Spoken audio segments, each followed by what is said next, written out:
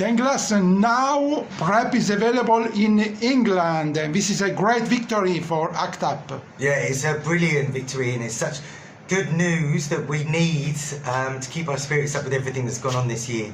It didn't get the attention it deserved because of the pandemic, but it's such great news that PrEP is available on the NHS, but it doesn't come out of nowhere. We fought amongst thousands of people, doctors, nurses, health workers, advocates, psychologists and grassroots activists to get PrEP for free, available on the NHS. It should have been done years ago. And we had to fight to get it done. We occupied NHS's England headquarters in Elephant and Castle in 2016 to push for it. And this is what happens throughout history. The credit never really gets given to people on the ground. It gets co-opted by the establishment. And there was also a great action against Big Pharma.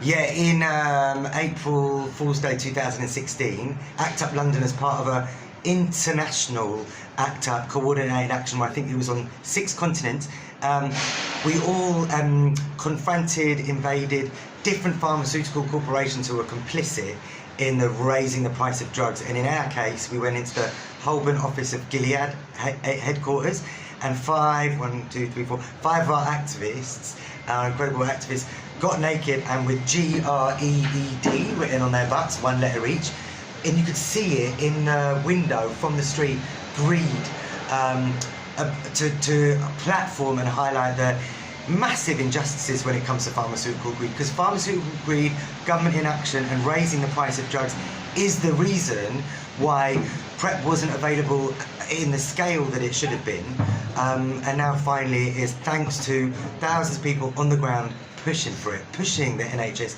and pushing the government to make it happen. So this World AIDS Day, amongst it all, we really do have something to celebrate, because if we don't celebrate, we won't get the strength to agitate for more, and we do need to agitate for more.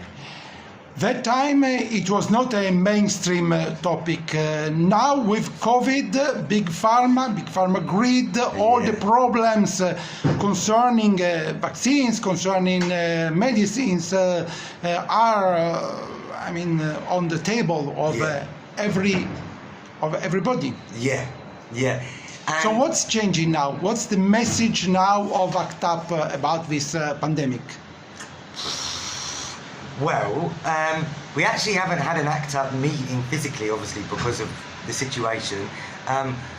So we're actually having a meeting next week to kind of work out our messaging for World AIDS Day this year. But I think one of the main reflections and one of the main messages is that healthcare activism, which fights for healthcare for all rather than just the elite, is more important than ever. And that we have to challenge the privatisation of the NHS, which is really one of the main root causes of the problem of the pandemic. The fact that there isn't personal protective equipment available and ready for all the fact that this government is so complicit in the shit show is that how the pandemic has been dealt with in Britain. Also to say, it's like there's so much to be learned from people who fought the pandemics before, but, who fought as part of the first generation of ACT UP and other HIV activists in the 80s and 90s. There's so much to be learned when it comes to solidarity, mutual aid, overcoming fear with love, having a critical analysis of how the government treats or not treats, as the case may be, pandemics in the way that they need to be.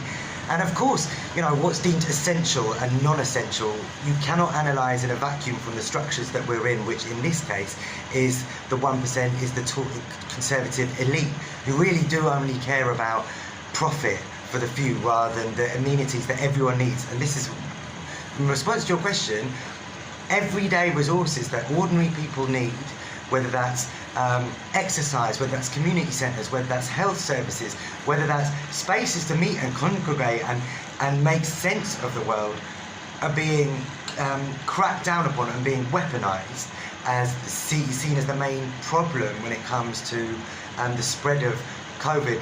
When they're still allowed to go hunting, they've still got their private jets at the airports, which are going unregulated.